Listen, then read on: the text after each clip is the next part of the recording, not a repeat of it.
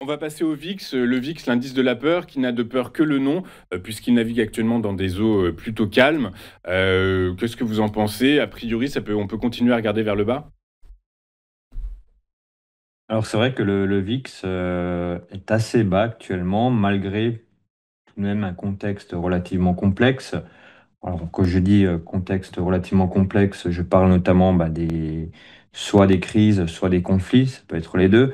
Et c'est vrai que pour ma part, je l'attendais plus haut. Voilà, je pensais qu'il serait, plus haut dans la période actuelle, mais on se rend compte qu'il est relativement bas. Alors il y a 2 possibilités et 2 stratégies qui peuvent, s'offrir à nous. C'est soit l'achat d'options sur les plus bas ou alors attendre qu'il y ait des pumps haussiers pour vendre de la volatilité.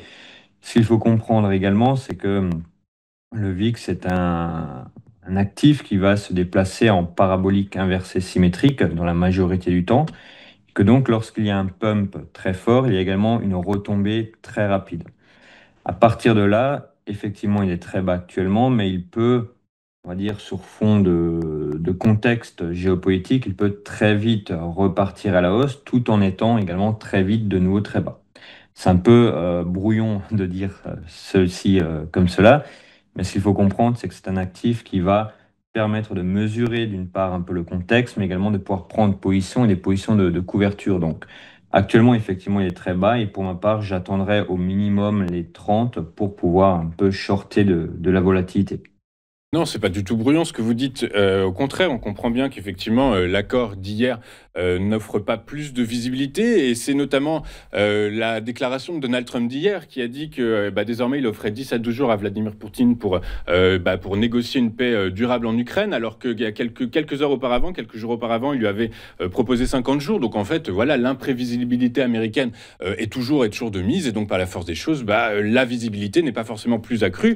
Donc les investisseurs se protègent et je vous rappelle que les États-Unis et la Chine sont toujours en négociation et finalement c'est cet accord-là que la planète finance, la planète commerciale, la planète économique attend. Donc voilà, rien n'est pour autant réglé. Ça s'est calmé un peu au Proche-Orient, mais il suffit d'une étincelle pour que ça reparte. Je vous rappelle en Asie également, c'est pas, ça s'envoie quelques amabilités. En mer de Chine, rien n'est réglé.